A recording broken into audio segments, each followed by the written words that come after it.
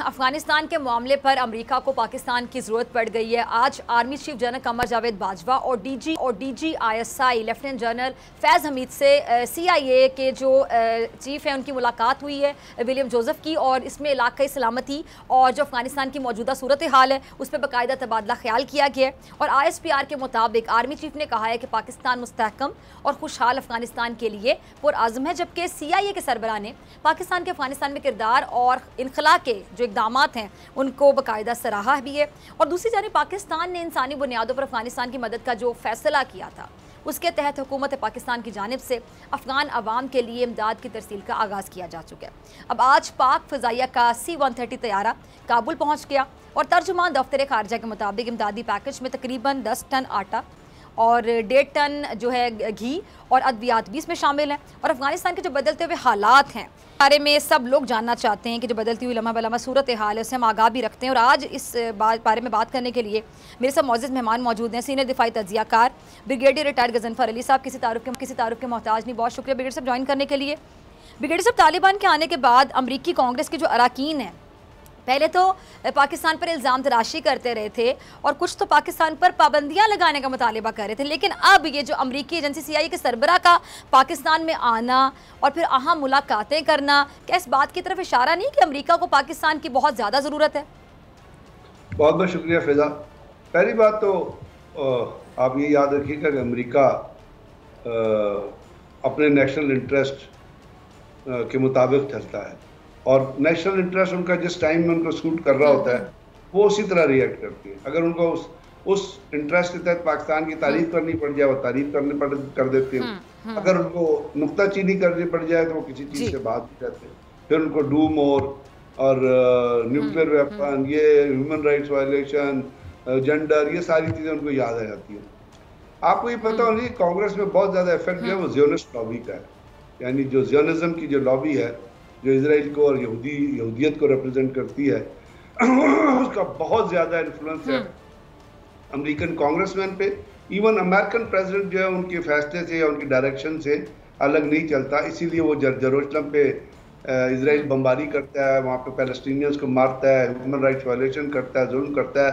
तो American president respective के कौन प्रेसिडेंट है वो बयान देते हैं कि Israel has a right to defend itself. वो ये नहीं कहते कि Palestine has a right to defend itself. और इस ये ह्यूमन राइट्स वायलेशन जो है वो ना करे, इजराइल लोगों को ना मारे, ना उनको कश्मीर में ह्यूमन राइट्स वायलेशन अगर उनको नज़र आती है तो अफगानिस्तान के अंदर नज़र आती है, जिनको 4 दिन हुए अपना तालिबान को टेक ओवर, उनको जो उन्होंने ह्यूमन राइट्स वायलेशन की हैं 20 साल में, जिस तरह JSOC ने वहाँ तबाही मचाई है, अमेरिकन आर्मी ने वहाँ तबाही मचाई है, जिस तरह लोगों को मारा है, कत्ल किया है, अगवा किया, वो उनको नज़र नहीं आता, वो उसको भूल बैठे।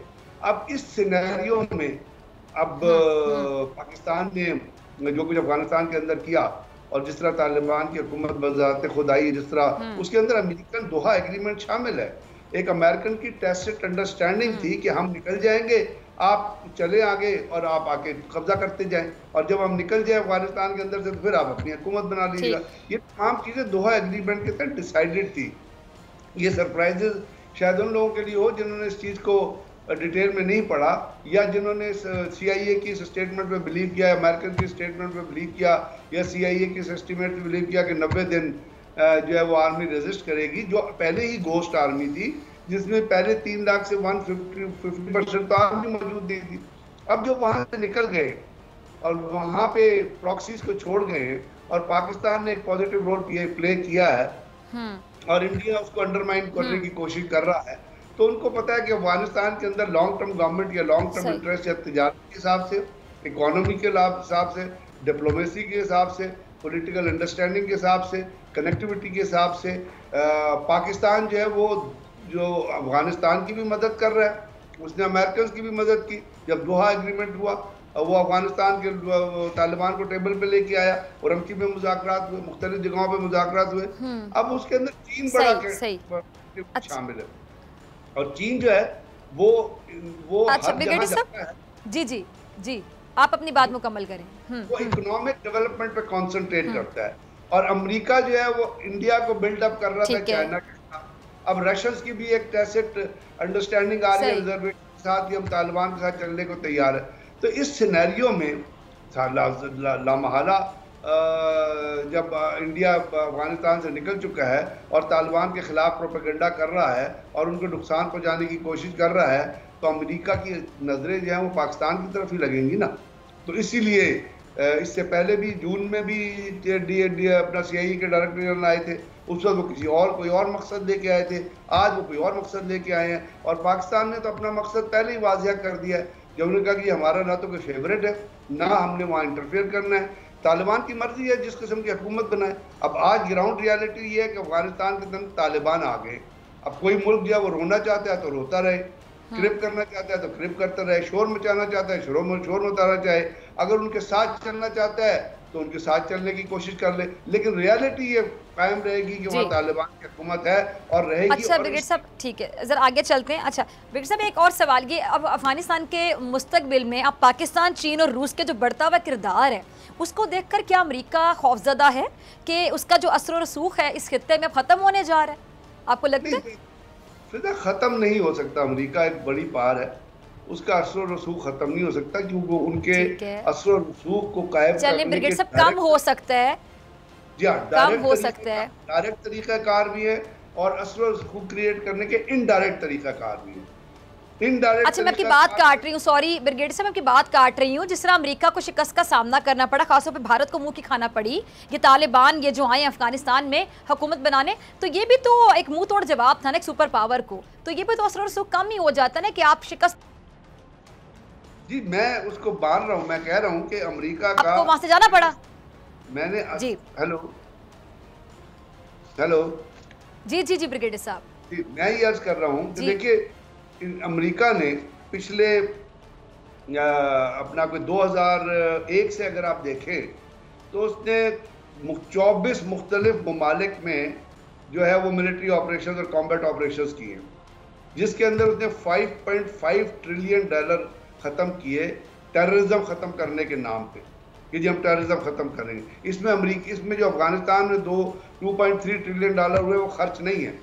तो यहाँ पे आप देखिए, अगर 24 ममालिक में अनसक्सेसफुल ऑपरेशंस करके $5.5 ट्रिलियन लगा चुका है, वियतनाम में उसको शिकस्त हो चुकी, वियतनाम से वो इसी तरह निकले थे भाग भाग के।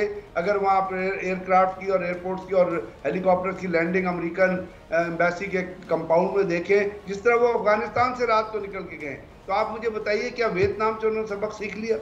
क्या ये 24 मुख्तलिफ ममालिक में उन्होंने ऑपरेशन किए $5.5 ट्रिलियन खर्च करके, उससे क्या उन्होंने सबक सीख? वो सबक नहीं सीखते, इसलिए कि उनके दिमाग में खन्नास है हेजेमनी का, और उनके दिल हम जिस वो फॉरेन पॉलिसी को बढ़ाते हैं मिलिट्री को इस्तेमाल करके, और वो मिलिट्री की टेक्नोलॉजी उनके पास जो है वो मौजूद है। अफगानिस्तान में तो वो कामयाब नहीं हुई, लेकिन वो कोशिश जारी रखेंगे। फिर उनकी बहुत सारी प्रॉक्सीज काम करती हैं, ये जैसे एक दाइश उनकी प्रॉक्सी है, ISIS उनकी प्रॉक्सी है, जिसके जरिए वो कोवर्ट वॉरफेयर में वो मुख्तलिफ ममालिक को इन्वॉल्व करते हैं, बिहाइंड दी सीन वो काम करते हैं। तो और इंडिया उनका बहुत बड़ा एलाय यहाँ पे मौजूद है, अपना जो इस खत्ते में अमन को तबाह करने की कोशिश कर रहा है, पूरे सारे रीजन को उन्होंने दहशतगर्दी में मुब्तला, तो उनका असर कम तो हुआ है, लेकिन वो अभी तक खत्ते से बाहर नहीं हुए हैं। और वो इसके लिए इसीलिए तो आज DG ISI के डायरेक्टर जनरल इधर आए हैं, because they want to remain relevant. वो तमाम का तमाम जो अफगानिस्तान के अंदर प्रोसेस चलेगा वो उससे रेलेवेंट रहना चाहते हैं, उससे कनेक्टेड रहना चाहते हैं। कतर में सबसे बड़ा बेस है अमेरिकन का, कतर में नेगोशिएशन को होस्ट किया है, तो वो कतर को भी इस्तेमाल करेंगे, पाकिस्तान में भी रहेंगे, इंडिया को भी यूज करेंगे। हमें अपनी पॉलिसी को बहुत वो कहते हैं ना, बहुत बड़े विजन से, फ्यूचर फोरकास्ट से और तमाम चीज़ों का अदराक करके पाकिस्तान ने अपनी पॉलिसीज़ बनानी है, क्योंकि हम ना तो किसी जंग का हिस्सा बन सकते हैं, ना हम किसी बड़ी ताकत का साथ दे सकते हैं मिलिटरली किसी और मुल्क को। हमने इकोनॉमिकली, वो तो ना इकोनॉमिक एमेंसिपेशन, और उसके लिए सबसे बड़ा पार्टनर जो आपके सामने मौजूद है, जो वन रोड या सी है, वो चाइना है, और हमें इस चीज को लेके चलना है। ठीक है ब्रिगेडियर साहब, ठीक है, वक्त की कमी ब्रिगेडियर साहब, बहुत बहुत शुक्रिया आपके वक्त के लिए। सब्सक्राइब करें और बेल दबाएं ताकि कोई खबर रह न जाए।